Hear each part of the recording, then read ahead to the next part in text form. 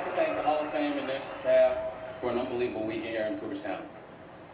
I'd like to also thank Commissioner Manfred and his leadership in baseball. I'd also like to thank Jane Clark and her staff. I'd also like to thank the writers for writing them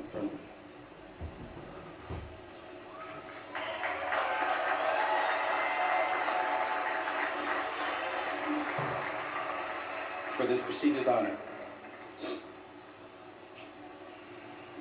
I'd also like to thank the families and friends and the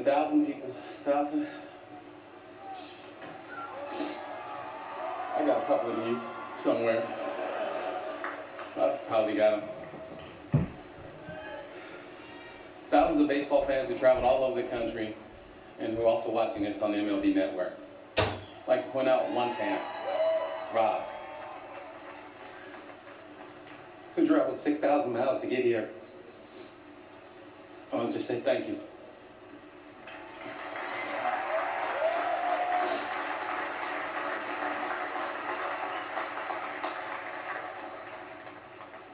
I stand up here humbled and overwhelmed. The last couple months have been a blur. From the call from the hall to the calls from all the Hall of Famers that are sitting here behind me. I can't describe how that feels, but I can tell you that I was more nervous talking to them than I am now. There are a lot of people out here who made me the person I am today. Now, I can't name them all, and I apologize for that, but I will talk about my high school baseball coach, Mike Cameron and Smitty. When I decided to play baseball, high school baseball, instead of going to spring training, I went in the batting cage, and I swung and missed 7 or 8 times. And I still remember the look at Coach Smith's face and Cameron's face, saying, and he's supposed to be good. I told him, I said, just wait till we get outside. A couple weeks later, we were able to go outside and hit the first couple balls in the trees. And I can remember Smitty going, wow, I think we've got something here. I want to thank them for being true coaches, for being honest and fair. Thank you.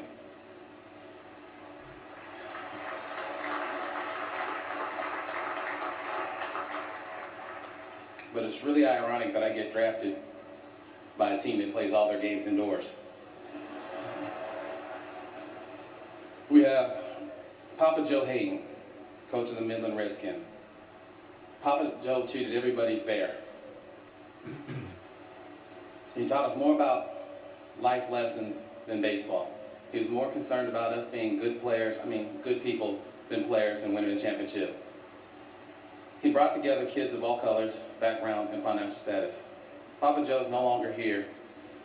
He's up there in baseball heaven, coaching third and smoking a cigar. And he also wears shorts.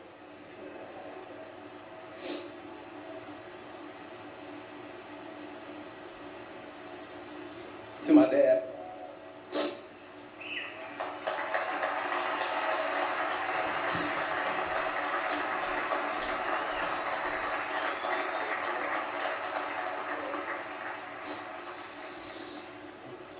who taught me how to play this game, but more importantly, he taught me how to be a man, how to work hard, how to look at yourself in the mirror each and every day, and not to worry about what other people are doing.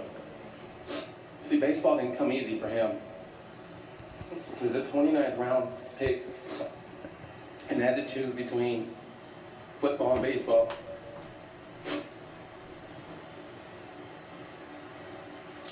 And where he's from in Denora, Pennsylvania, baseball is king. But I was born 5 months after his senior year.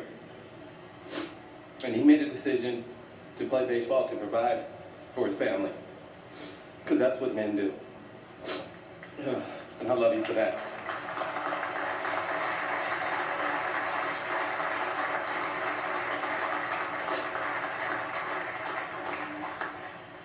To my mom, the strongest woman I know, raising 2 boys, having to be mom and dad.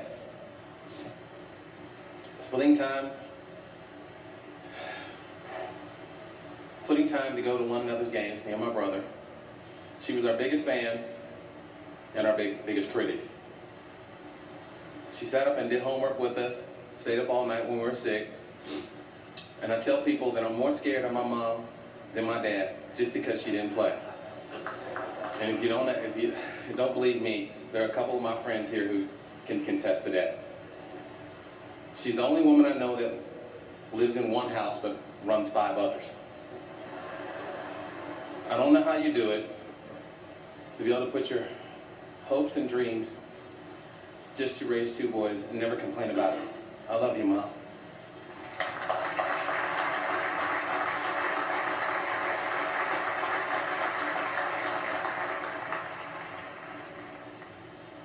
To my brother Craig, my biggest competitor. Day and night we had these epic battles, whether it was football, basketball, and baseball. But no matter what, you never gave up, never gave in. I just have one problem with you. How come when you won, all my friends knew about it, and we didn't even have cell phones back then? You're one of the hardest people. You're one of the people who push me the most, and I always love you for that. Thank you.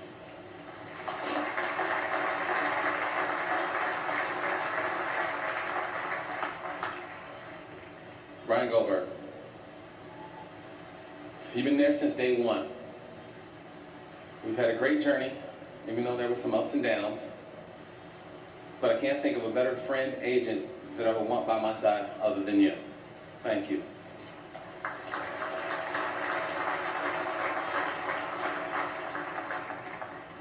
We also have Lynn Mayer.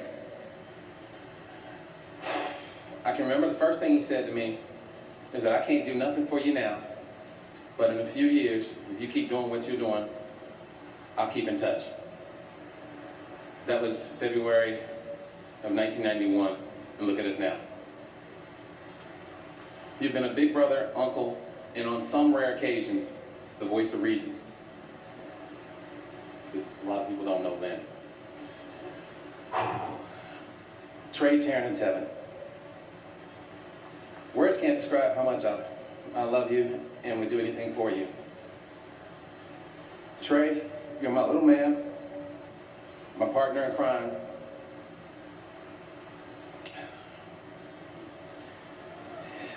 And one day sitting there on the couch, you took a bat and hit the TV. And your mom got mad at you and then got mad at me. And asked me why I was not mad. And I said, girl, you can't teach that swing. So I got up and bought a new TV. There's a song by Will Smith. It says, just the 2 of us. There's a part in the song where it talks about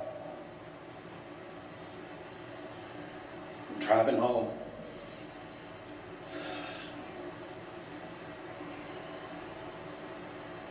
After you were born, in the car, and all these cars were passing us up, and he talks about how mad he was. I felt like that on the way home. Taryn, Daddy's little girl. From the first time you were born, I knew that I had to go into protect mode. I didn't even like my teammates who had boys. You taught me how to share, and I think I've eaten more French fries over the years than you. So no matter if I went 4 for 4, 0 for 4, to hear those words when I came home, Daddy, made my best days better and my bad days not so bad. Even to this day, when you call me on the phone, my day's a little brighter.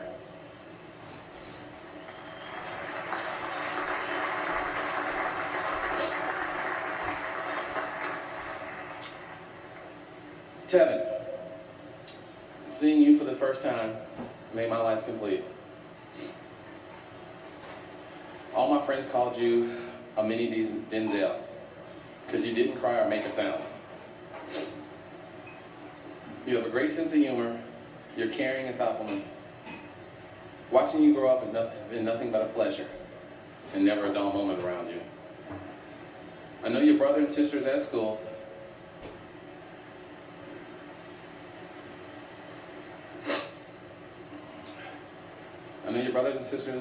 But you don't have to keep us that busy like they're still at home. So let's make a deal. Only 2 sports at a time, not 3 and 4. People always say that you're the lucky one. But no, me and your mom are the lucky ones.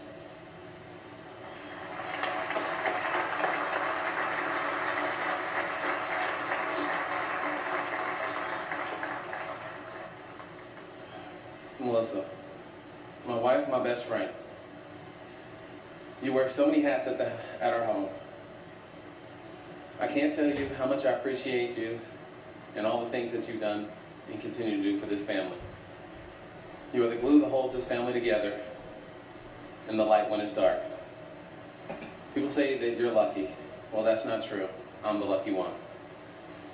For the first time I saw you, I knew you were going to be my wife. Now, it took you a little longer to realize that I was going to be your husband. But I'm okay with that now. I love you.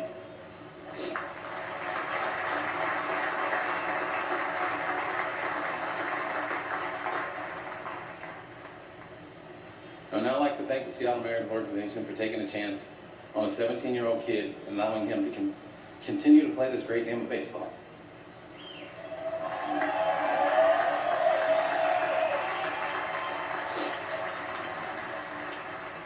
See, in the winter of '86, I remember being in my garage and Bobby Tolan saying to me, hey, the Seattle Mariners have the first pick and they're looking at you. I walk in my house, look at my dad and say, hey Dad, we're Seattle. At that time, they were a young franchise and I really only cared about where my dad was at. So if he was in the Yankees, I played, I was a Yankee fan. He went to Atlanta, I was an Atlanta fan. The only person I knew on that team was Bobby Brown, not the singer and not the American League president. And the only reason why I knew him is because he played with my dad with the Yankees. In 1989, I made the team out of spring training, not sure what kind of player I would be. But at 19, all I wanted to do was survive. Even though I've been around baseball all my life, doesn't mean that I've arrived. Some of the men who helped me are here today. Ricky Henderson.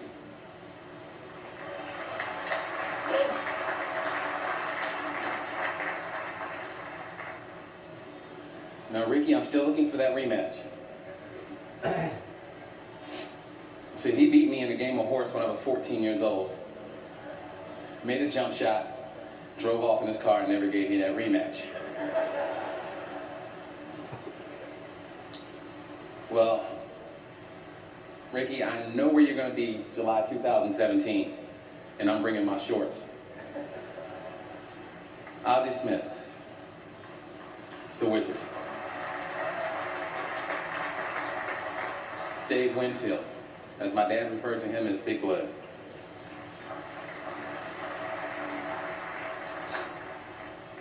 We have Eddie Murray. I met Eddie when I was 12. And it was in the backfields in Fort Lauderdale. And my dad introduced me as, this is one of the hardest switch hitting guys in baseball. I stuck my hand out and he shook it. And he didn't smile. See, Eddie had a beard, a goatee, and a fro. And as we're walking off, I asked my dad, does he smile? My dad replied back, he did smile. He is smiling. And I turn around and I look back at my dad and I go, I hate to see him mad.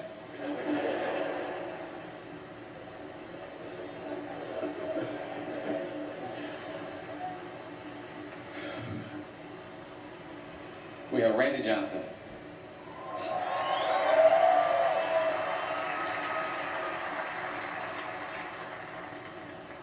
Now, every lefty wanted to take a day off when he pitched. Even we did. But you guys think it was bad. We had to face him when he had no control in spring training.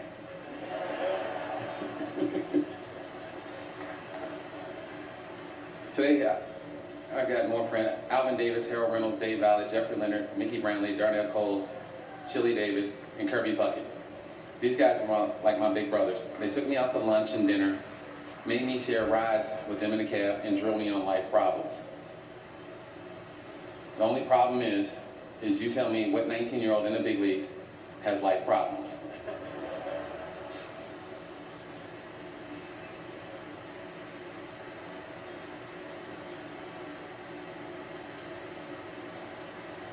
Then we have Jay Buhner.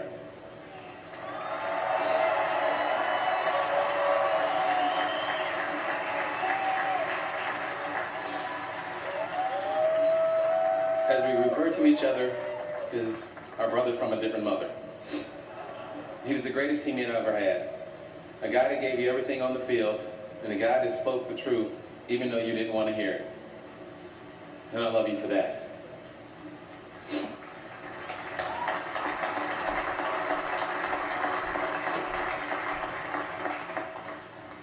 Looking back, I got to do and say things that have never been said. I got a chance to play with my dad. I got to yell at him and tell him to get a hit. And in baseball, there's certain things of, you can call somebody a fossil, graybeard, grandpa, dad, pops. But I got a chance to say it and mean it. We had back-to-back home runs. We're the first father and son.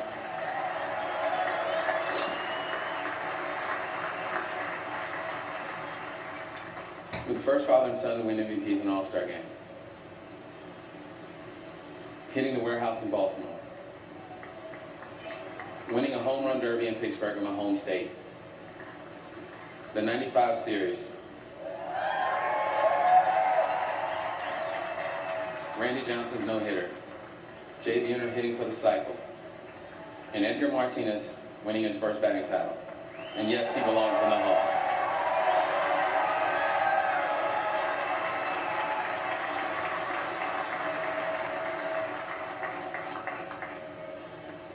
And there's Barry Larkin, who at the time, I was in the clubhouse when he hit his first grand slam, getting hot chocolate.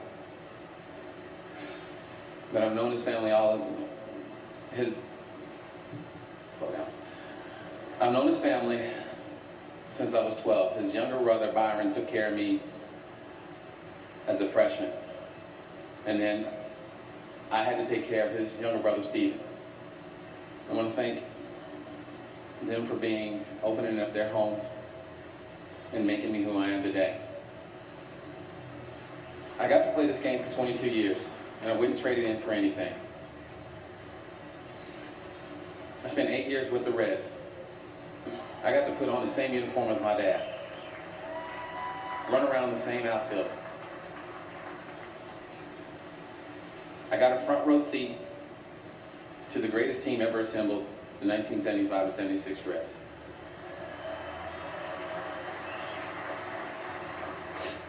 As a member of the Reds, I was often teased by my teammates saying that my dad played for the big red machine and you're the engineer to the little red caboose.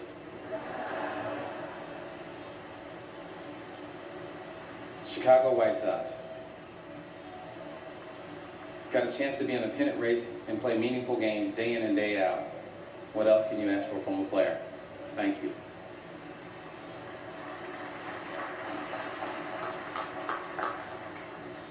"13 years with the Seattle Mariners.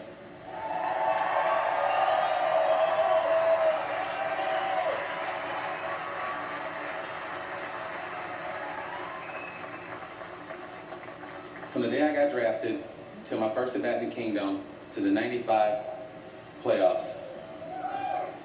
To my first trip back to Seattle as a member of the Reds, and then my return to Seattle in 2009, to my retirement in 2010, Seattle, Washington has been a big part of my life. There are so many things, great things that I could talk about, but we'd be here all day. But I'm going to leave you with one thing. Out of my 22 years, I learned that only one team will treat you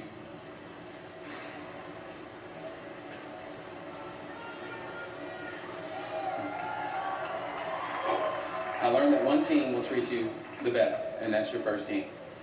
I'm damn proud to be a Seattle Mariners.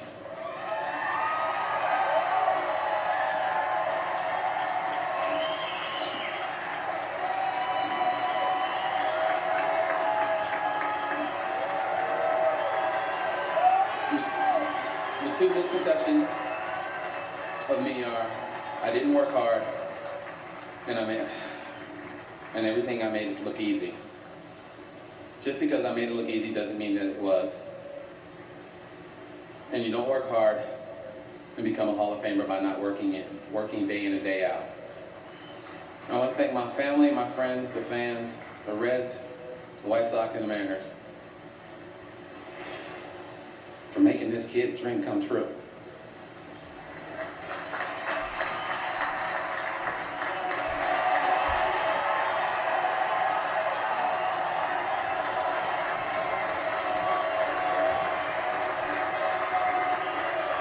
Thank you.